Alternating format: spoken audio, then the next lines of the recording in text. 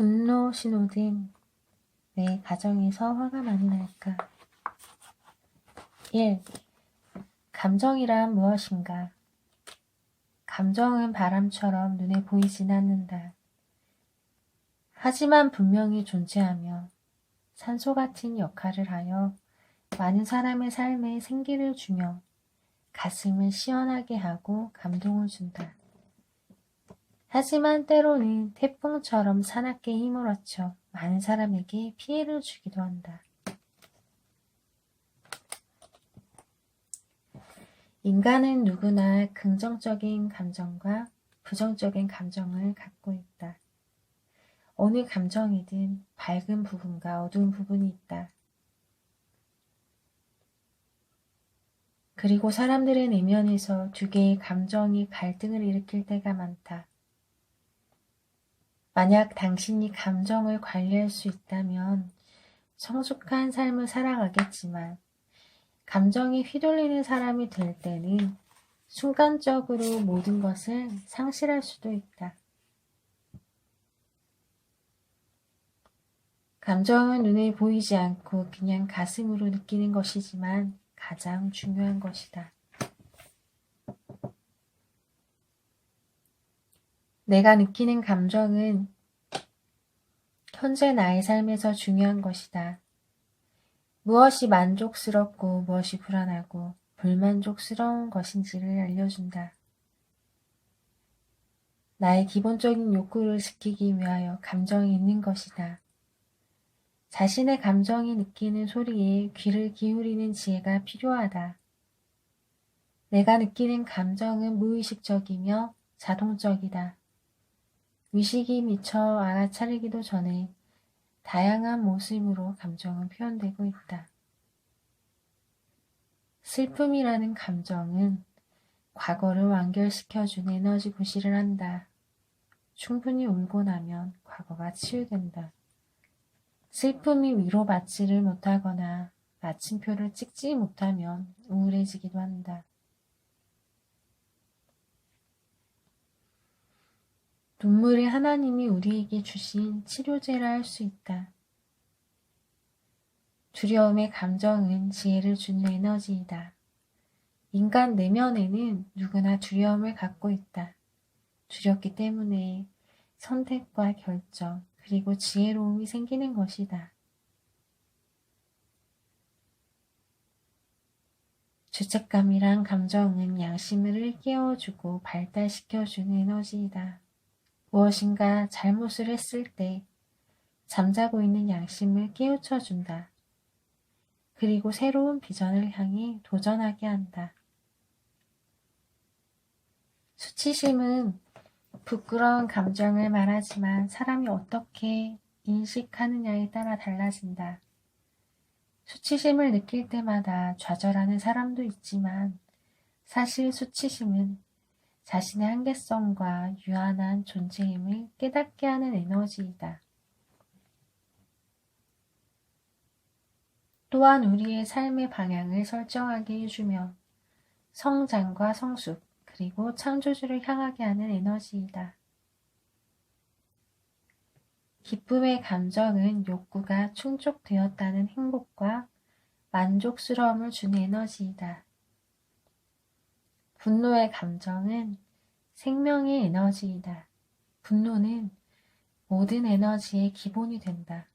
만약에 분노의 감정이 막히면 모든 에너지가 제 기능을 상실할 수 있다. 이러한 감정의 에너지가 막힐 때 우리는 상처를 입는다. 예를 들어 슬플 때는 충분히 울어주어야 한다. 그런데 어떤 요인에 의해 울지 못하면 슬픔이라는 감정이 위로받지 못해 그 다음 생기는 슬픔을 잘 표현하지 못한다. 기쁨이라는 감정을 표현해서 정말 행복해해야 할 때 중요한 타인이 예를 들어 지금 북한의 애들은 굶어 죽어 가는데 너는 그렇게 행복하냐? 하고 화를 낸다면 이 아이는 기쁨의 감정을 표현할 수가 없게 된다. 이렇듯 우리는 감정이 주는 에너지와 잘 만나야 한다. 우리가 행복한 삶을 살아가기 위해서는 감정으로부터 도움을 받아야 한다. 자신의 감정을 존중하면서 잘 관리하자. 우리 내면의 감정에서 솟아나는 에너지를 발견하여 함께 사랑하는 방법을 배우는 삶의 지혜가 필요하다. 감정이 제대로 대우를 받지 못하거나 위로받지 못할 때 자신이 되고자 하는 가장 근본적인 힘과 접촉하지 못하게 된다.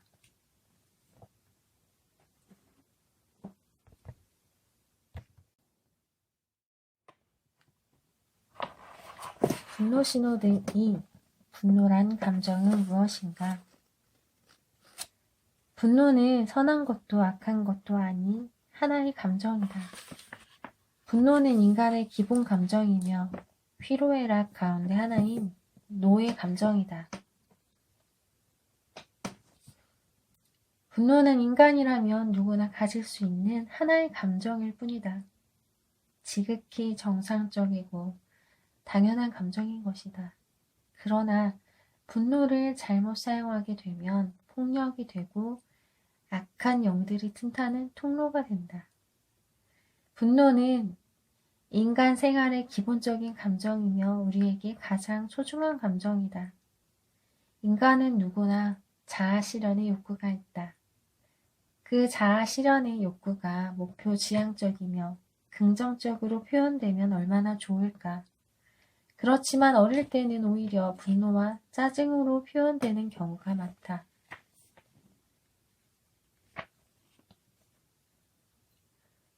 만약에 분노를 표현해야 하는데 하지를 못하게 되면 어떻게 될까? 분노는 내면으로 들어가서 나의 영혼에 부정적 영향을 줄 수 있다. 이 분노가 해결되지 못하고 내면으로 향하게 될 때 우울증에 걸리기 쉽다. 분노는 자아 실현으로 인도하는 생명의 에너지다. 저수지에 담겨있는 물과 같다고 할 수 있다. 즉, 분노가 많은 사람은 에너지가 많다는 의미이다. 그렇기 때문에 분노를 어떻게 다룰 것인가는 중요한 문제다.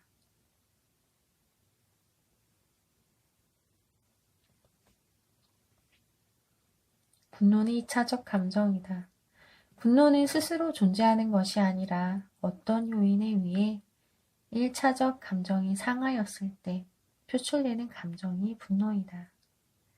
1차적 감정이란 소중한 나 자신이 누군가로부터 험담이나 부당한 말을 들을 때, 수치와 무시를 당할 때, 모독을 당하거나 자존심이 위협받을 때, 거절당하거나 제지당하거나 창피를 당할 때, 또는 부당하게 비난받을 때 느끼는 감정이다.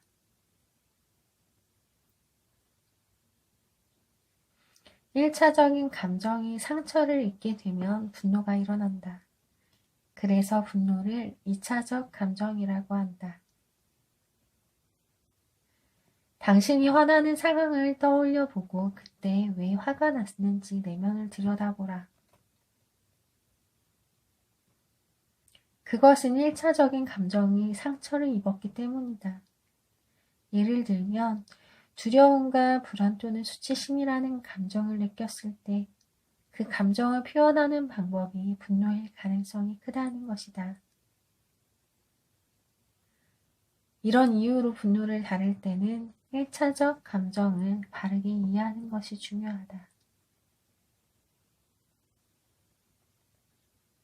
분노는 관리해야 할 감정. 분노는 2차적 감정이기에 위지에 해당한다. 내가 위지를 갖고 감정을 선택하고 결정하고 책임을 져야 한다. 우리는 화를 낼 수도 있고 내지 않을 수도 있다. 그 책임은 나에게 있는 것이다. 상대방이 아무리 나를 화나게 해서 1차적 감정이 상했다 할지라도 분노를 선택하는 것은 내 위지의 문제이고 그 결과를 책임져야 한다는 것이다. 성경은 분노에 대하여 이렇게 표현하고 있다.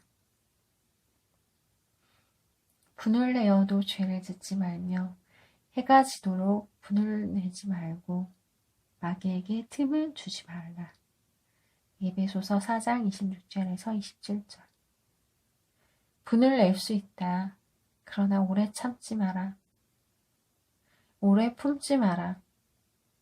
분노가 오래가면 붕괴가 되고, 붕괴는 적개심이 되고, 적개심은 한으로 이어진다.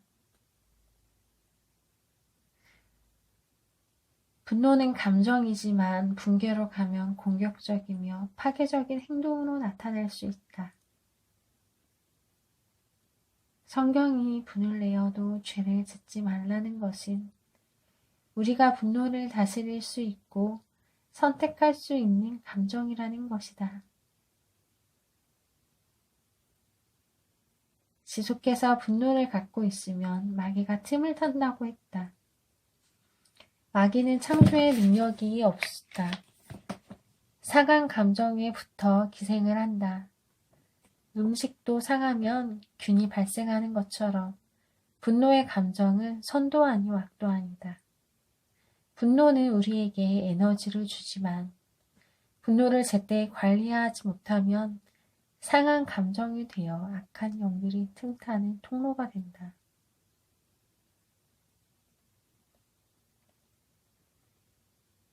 분노라는 감정을 통하여 악한 영들이 기습하게 되면 분노는 나의 의지로 관리할 수 없는 상태가 된다. 분노는 심각한 문제를 일으킬 수 있음을 알아야 한다. 과거 우리나라에서 80년대까지도 쥐잡기 운동을 참 많이 했다. 쥐를 아무리 잡아도 여전히 쥐들은 집 주위에서 발견되었다. 심지어 겨울밤에 불을 끄고 누워있으면 방안과 천장 위에서 우르르 몰려다니는 소리를 들을 수 있었다. 쥐약을 놓고 틀을 설치했지만 여전히 쥐들은 찾아왔다.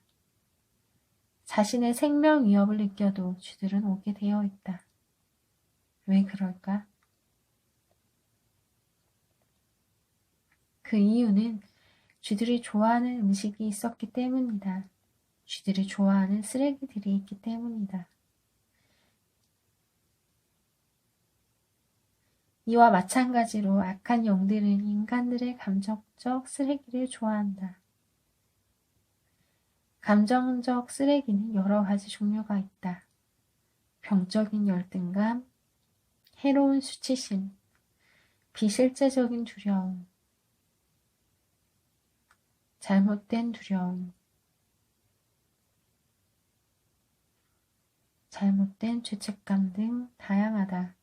그러나 이 모든 감정은 분노라는 감정의 옷을 입고 표현될 가능성이 크다. 노하기를 지속하는 것은 귀신에게 초대장을 보내는 것과 같다.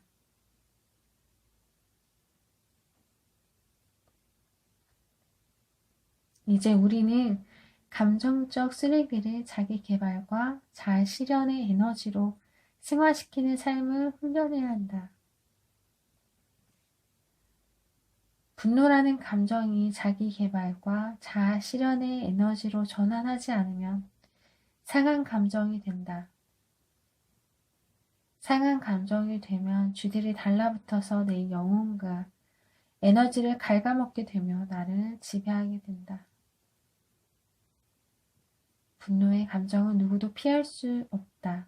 우리는 분노를 잘 관리하여 생명의 에너지로 사용할 수 있도록 물꼬를 터주는 것이 중요하다. 분노라는 감정을 자아 실현의 삶으로 갈 수 있도록 안내해주는 지도가 필요한 것이다.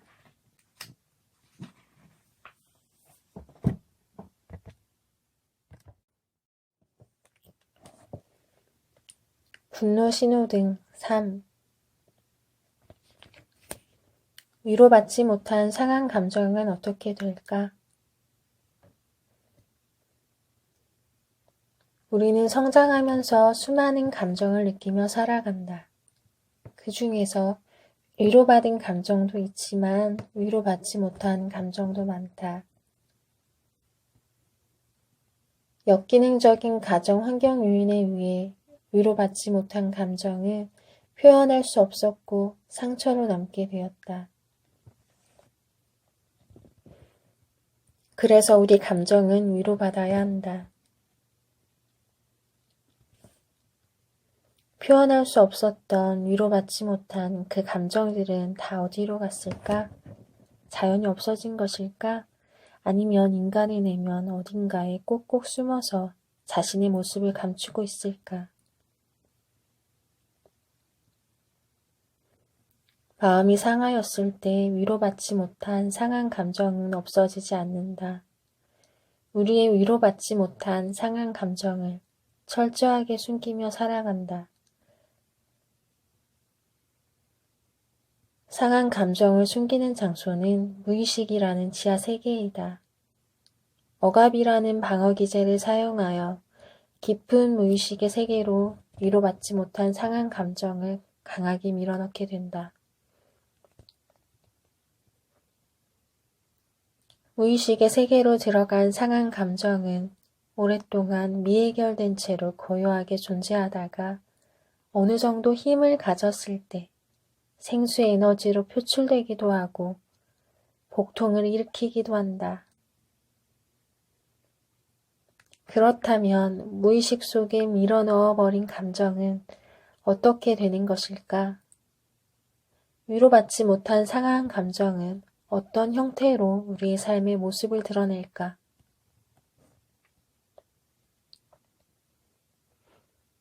우리에게 미치는 영향이 아주 크기 때문에 그 뿌리를 찾는 노력을 해야만 한다.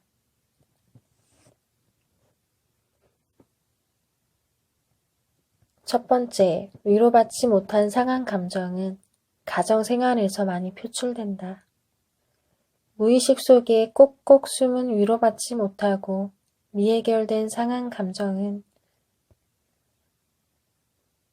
사회생활에서는 표현이 잘 되지 않고 고요히 잠복하여 있다가 결혼한 후에 자녀와 배우자에게 거침없이 분노로 표현되기도 한다.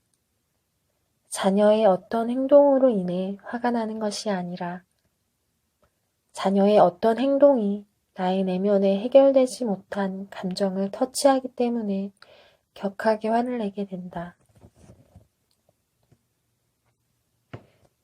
이때 표현되는 분노의 감정은 사랑이라는 이름으로, 교육이라는 이름으로 다 너를 위한 행동이라고 포장되어 자녀에게 거침없이 표현될 가능성이 크다.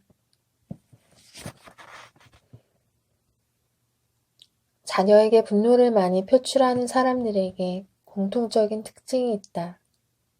이들은 모두 성장할 때 착하고 모범적으로 성장했으나 부모가 되고 난 후 의외로 화를 많이 낸다는 것이다. 왜 이런 현상이 나타나는 걸까? 그것은 바로 그들이 성장할 때 위로받지 못한 상한 감정을 건강하게 해소하지 못했기 때문이다.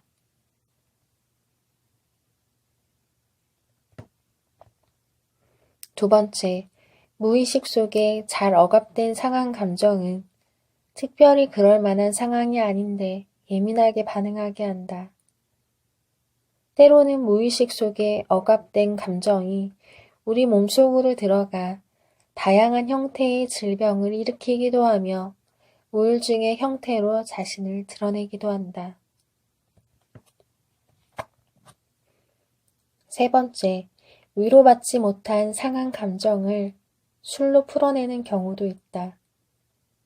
평소에는 조용하고 얌전한 사람이 술을 마시면 이상하게 말이 많아지고 욕을 하고 다른 사람들과 심하게 다투기도 한다. 술을 많이 먹으면 방어 기제가 힘을 잃게 되어 평소에 억압된 감정들이 표현된다. 네 번째, 위로받지 못한 상한 감정은 몸으로 표현된다. 몸으로 표현된다는 말은 상한 감정을 품고 있다가 몸이 아파진다는 말이다. 무의식에 있는 감정이 신체의 어느 부분에 쌓이게 되고 쌓이게 된 감정은 질병으로 나타나기도 한다. 건강의 상태를 감정으로 표현하는 단어들이 의외로 많다.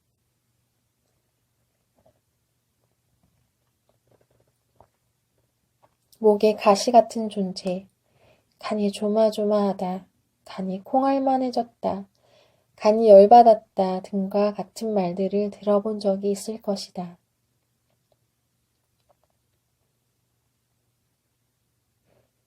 참고 참다 견디지 못해 상담실을 찾아오는 여성들이 있다. 상담을 하는 중에 혹시 몸에 아픈 곳은 없는지 물어보면 80% 이상이 몸이 아파요 라고 답한다.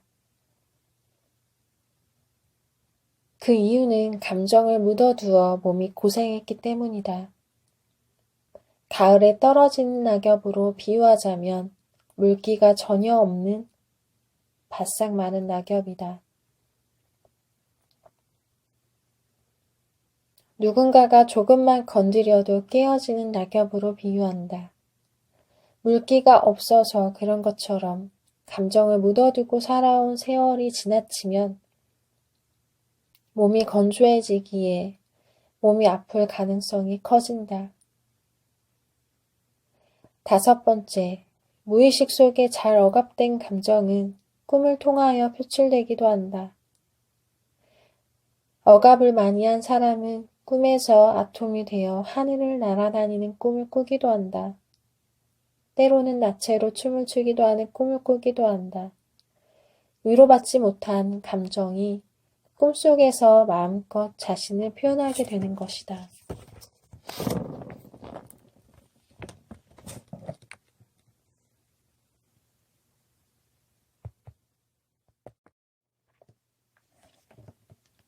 분노신호등 4. 분노와 공격성을 자아실현의 에너지로 변화시켜라. 오스트리아의 정신분석학자 프로이트는 인간의 성격 구조를 설명할 때 3가지로 설명했다. 첫 번째는 본능이요, 2번째는 자아, 3번째는 초자아로 설명했다. 그 중에 인간이 갖고 있는 본능을 공격성과 성적인 욕구로 구분했다. 성적인 욕구는 사랑의 욕구요, 애정의 욕구이다. 그리고 인간은 공격성이라는 본능을 갖고 있다. 캐슈탈드 심리학자인 펄스는 인간에게 최초로 나타나는 공격성을 치아 공격성이라고 했다. 치아 공격성이란 무엇일까? 아이들이 태어나고 생후 6개월 정도가 되면 치아가 나기 시작하는데 이때 잇몸이 근질근질해진다. 아이는 자신도 모르게 치아를 사용하여 어머니의 젖을 빨기도 하지만 깨물기도 한다. 이것이 바로 치아 공격성이다. 치아가 나는 이유는 인간의 행복을 위해서이다. 맛있는 음식을 먹기 위해서는 치아가 필수적이다. 우리 삶에서 먹는 재미를 빼고 무슨 말을 하겠는가? 살기 위해서 먹을까, 먹기 위해서 살까? 라는 말이 있듯이 말이다. 즉, 치아가 나는 이유는 맛있고 단단한 음식을 부드럽게 씹어서 맛있게 먹기 위해서다. 유아기에 치아가 나지 않았을 때는 어머니의 젖을 그냥 빨아 삼키지만 차츰 이가 나면서부터는 단단한 음식물을 씹어 먹는다. 즉, 치아를 사용함으로써 음식물을 파괴하여 신체의 일부로 동화시키는 것이다.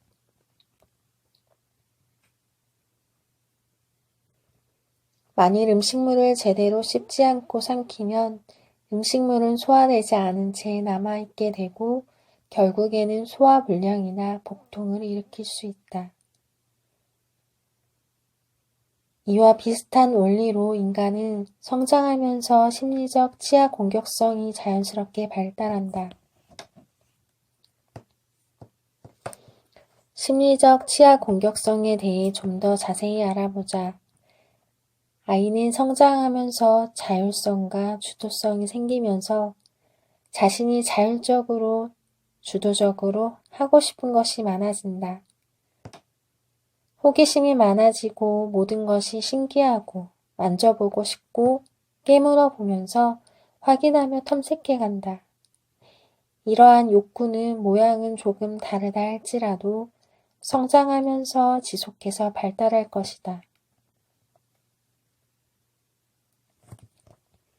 심리적 치아 공격성은 자아 실현의 욕구와 밀접한 관계가 있다.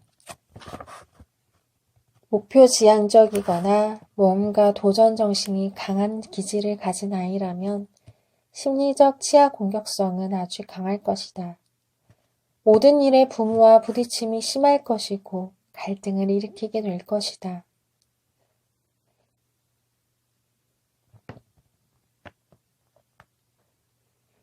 인간의 본능인 공격성은 자아 실현의 욕구로 연결이 반드시 되어야 한다. 자녀들에게 나타나는 심리적 치아 공격성은 모험심이나 도전, 그리고 진취적이며 이성적이고 합리적인 모습으로 나타나는 것이 아니라 짜증과 분노, 그리고 신경질적인 모습으로 많이 나타난다. 부모에게는 너무 당황스럽고 거북하고 화가 나서 견디기 힘든 일이 될 수 있다. 공격성이 긍정적으로 표현되면 좋겠지만 분노와 짜증, 그리고 반항과 신경질로 나타나기 때문에 부모는 자녀의 이러한 공격성을 잘 관리하고 다스리는 지혜가 필요하다.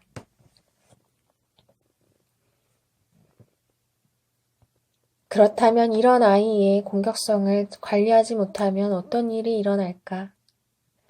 아이의 공격성이라는 욕구를 부모가 지나치게 억압을 하게 되면 순응하고 착하고 모범적이고 고분고분한 사람으로 성장하지만 의존성이 강하고 수줍음에 수치심이 내면화되기 때문에 무기력한 사람으로 성장할 수 있다.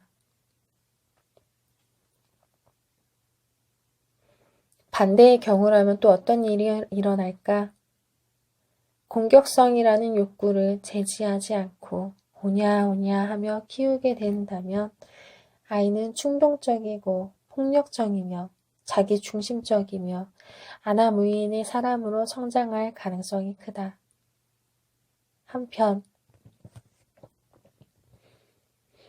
심리적 치아 공격성이 양육자에 의해 적절하게 훈련이 되면 모험심이 강하고 도전과 열정, 전진과 탐색, 섬김과 배려, 자율성을 통한 주도성, 그리고 근면성으로 이어져서 아주 훌륭한 자아 정체성을 소유한 사람으로 성장한다.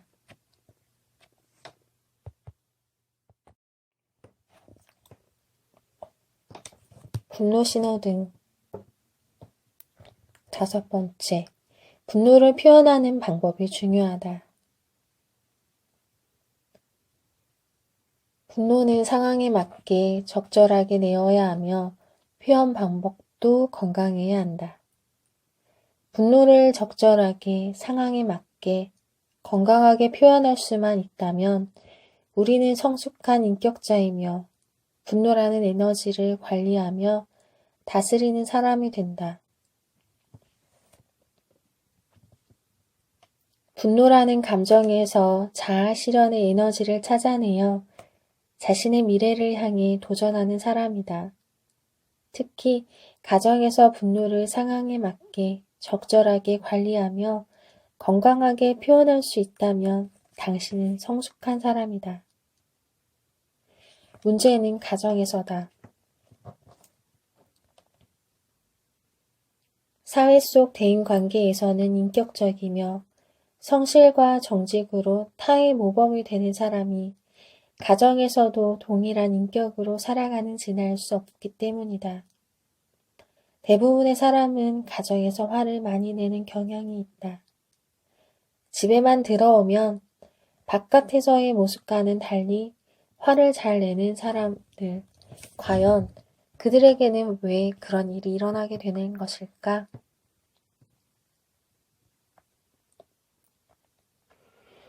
분노라는 감정은 자아 실현으로 인도하는 생명의 에너지이다. 하지만 부모가 자녀에게 화를 내거나 배우자에게 화를 내는 분노는 자아 실현으로 인도하는 에너지가 아니라 자녀와 배우자의 마음에 상처를 주고 인격을 파괴하기도 하며 존귀한 자아상을 수치스러운 자아상으로 변질을 가져다 준다.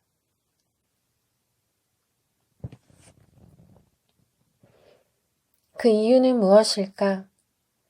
첫 번째는 가정에서의 화의 표현은 지속적이고 반복적으로 진행되기 때문이다.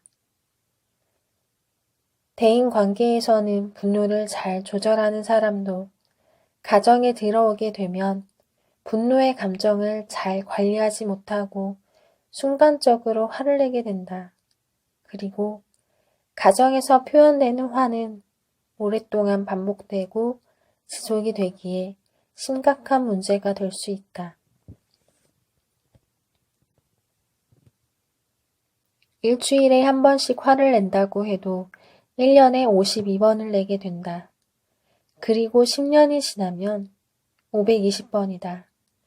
작은 빗물에 위에 바위돌에 구멍이 생기듯이 부모나 배우자가 화를 내면 아무것도 아닌 것 같은데 자녀들의 인격 성장에 심각한 구멍을 내게 된다. 두 번째는 언어적 폭력과 같이 올 수 있기에 큰 상처가 될 수 있다. 말의 중요성에 대해서는 더는 언급하지 않아도 누구나 잘 알고 있다. 특히 말이 씨가 된다. 말은 권세가 있다. 말에는 기가 있다. 말은 예언적 기능이 있다. 죽고 사는 것이 혀의 권세에 있다는 말이 있다. 가정에서 화가 나서 하는 말에는 언어적 폭력이 있으므로 자녀와 배우자의 영혼을 병들게 한다. 언어적 폭력도 지속적이며 반복적이다. 부모가 자녀에게 너는 왜 말귀를 잘못 알아듣지 못하느냐고 무시하는 말을 한다고 가정해보자.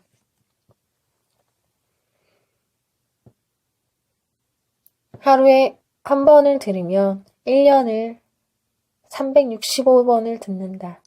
10년을 들으면 3650번을 듣게 된다. 이때 부모가 화난 모습으로 큰 목소리로 말을 한다고 생각해보자. 이 말은 아이들의 자아 정체성을 심각하게 병들게 한다. 아이들은 부모가 한 말을 내면화시켜 나는 말귀를 잘못 알아듣는 사람이다 라고 생각하게 될 것이다. 세 번째는 신체적인 폭력이 함께 올 수 있기 때문이다. 가정에서 화를 건강하게 표현하는 사람이 얼마나 있을까? 말로 하다가 자기 뜻대로 되지 않으면 신체적인 폭력을 쓰기도 한다. 신체적인 폭력을 지속해서 쓰면서 화를 내는 가정도 있고 1년에 한두 번 폭력을 쓰지만 심각하게 표현하기 때문에 당하는 사람들 입장에서는 심각한 상처를 입게 된다.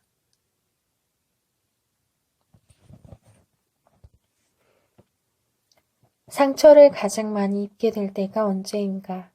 그때는 충격적인 사건을 경험하였을 때이다. 이례적이지만 아주 충격적인 일을 경험할 때이다. 충격적인 사건을 심리학에서는 트라우마라고 표현한다. 즉, 혼이 나가고 넋이 나간 상태를 말한다. 부모의 무서운 표정과 화난 목소리로 행동으로 옮겼을 때 아이는 얼마나 무서웠을까를 생각해보라. 자녀는 심각한 마음에 상처를 입게 될 것이다. 네 번째는 가장 사랑하는 부모에게 상처를 입게 되기 때문이다. 사랑하는 부모는 자녀들에게 있어서 신과 같은 존재이다. 전능자와 같은 사람이다. 아이는 부모가 무엇이든지 할 수 있는 사람이라고 생각한다.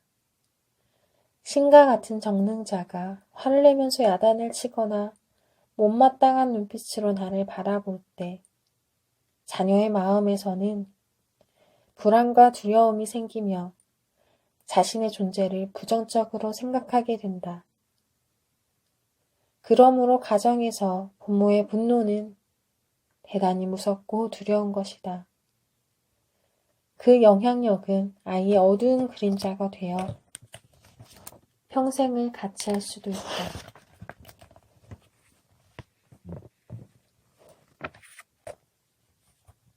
다섯 번째는 부모나 힘 있는 배우자가 화를 내게 되면 상한 감정을 억압하게 된다.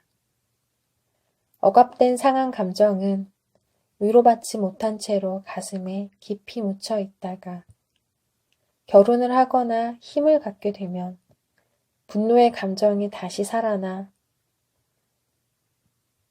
가정에서 표현되며 대물림이 될 가능성이 크다. 저자도 성장할 때 부모님과 내 동생들에게 화를 많이 냈다. 결혼해서는 배우자와 자녀들에게 화를 냈다. 처음에는 왜 화가 많이 났는지 이유를 몰랐다. 그러나 치유 상담을 공부하면서 화의 뿌리를 알게 되었고 분노라는 감정을 잘 관리하는 삶을 훈련하게 되었다. 그동안 가족에게 화내는 아빠, 화내는 남편의 모습을 자주 보여주어 무척 미안하다. 상담 공부를 하면서 나 자신을 들여다보고 많이 변화되었지만 그래도 화는 간혹 난다. 그렇기에 더욱 진심을 담아 이 이야기들을 독자들에게 전할 수 있는 것이 아닐까 생각한다. 화내는 나 그리고 가정이라는 곳은 어떤 관계가 있는 것일까? 그 비밀을 하나씩 풀어나가도록 하자.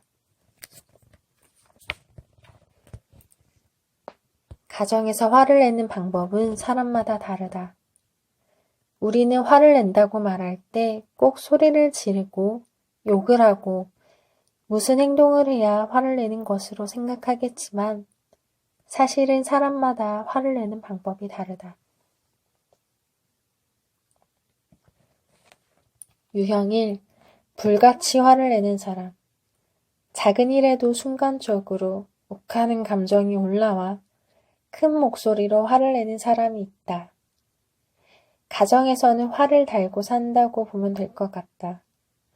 고요하고 순탄하게 흘러가다가도 순간적으로 화를 내어 가정의 분위기를 엉망으로 만든다. 또 화를 낼 때는 꼭 남 탓을 많이 하기도 한다. 화를 내는 이유도 다양하다. 내 생각대로 되지 않는다고 화를 내고, 말귀를 못 알아듣는다고 화를 내고, 행동이 느리다고 화를 낸다. 순간적으로 화를 폭발하고, 소리를 지르며 물건을 집어던지거나 짜증을 내고, 언어적, 신체적 폭력을 쓰며 화를 내는 사람들이 있다. 그리고 모든 문제의 원인은 배우자나 자녀에게 책임을 전가하며 자신은 아무런 잘못이 없는 사람처럼 분노를 표현하는 사람이 있다. 유형 2. 화가 날 때 차분한 목소리로 이성적으로 표현하는 사람. 어떤 사람들은 화를 내기보다는 분위기를 냉랭하게 하여 찬바람을 불게 한다. 감정을 폭발하지 않았기 때문에 분노 표현이 아니라고 말할 수도 있겠지만 정말 무서운 분노의 표현이다. 화가 난 감정을 이성적으로 생각한 후에 합리적으로 조용조용하게 논리적으로 설명하는 사람이 있다. 이들은 분위기를 냉랭하게 하고 찬바람이 불게 하는 방식으로 화를 낸다. 그러면서 자신은 아주 인격적인 사람으로 생각하고 화를 표현하는 사람들을 인격이 덜 된 사람으로 취급하기도 한다.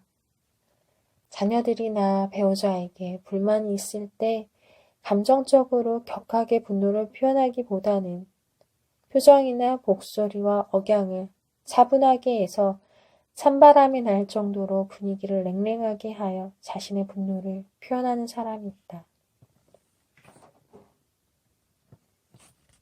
유형 3. 잔소리로 표현하는 사람. 모든 일에 간섭하고 하나하나 지시하고 챙겨주고 배려해준다. 귀찮을 정도로 해준다. 이런 사람들은 목소리도 크지 않다. 격한 감정으로 절대 화를 내지 않는다. 정말 화가 날 때는 은둔을 하거나 잔소리를 많이 하여 주변 사람들의 숨통을 막히게 하기도 한다. 이외에도 가정에서 화를 내는 방법은 다양할 것이다. 어떤 방법이든 간에 가정에서 화가 많이 나는 것은 사실이다. 그 화로 인하여 배우자와 자녀가 상처 입는 것 또한 사실이다. 아무리 신앙이 좋은 사람이라 할지라도 인격적으로 훌륭하게 보이는 사람이라고 예의 범절을 강요하는 사람이라 할지라도 가정에서의 삶을 아무도 모른다. 그래서 이 책에서는 자아 실현으로 인도하는 에너지요 선도 아니고 악도 아닌 하나의 감정인 분노의 감정이 가정에서 왜 많이 나는지, 가정에서 화가 날 때 어떻게 관리하고 다스려야 하는지를 구체적으로 나누고자 한다.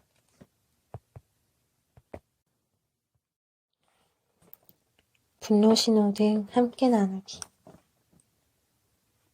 1. 오늘 아침에 일어난 일을 하나 떠올려 보세요. 그때 느낀 감정은 무엇이었으며 그렇게 느낀 이유는 무엇이었나요?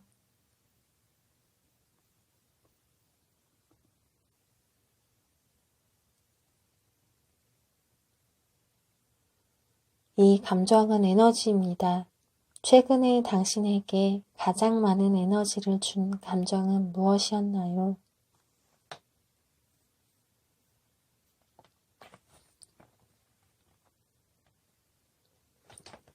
3. 감정의 흐름이 막히면 본질을 만나는 힘을 상실하게 됩니다. 어릴 때 막힌 감정, 즉 표현하지 못했던 감정은 무엇이었는가?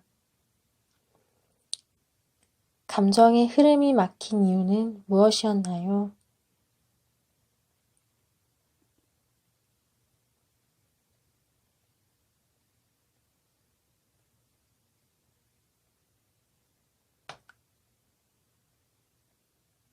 4. 가정에서의 감정 표현은 참으로 중요합니다. 나는 가정에서 어떤 감정을 가장 많이 표현하고 살았나요?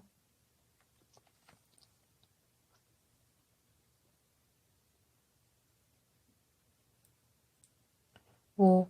최근에 가정에서 화가 난 일이 있다면 누구에게 표현하였으며 화가 난 이유는 무엇이었나요?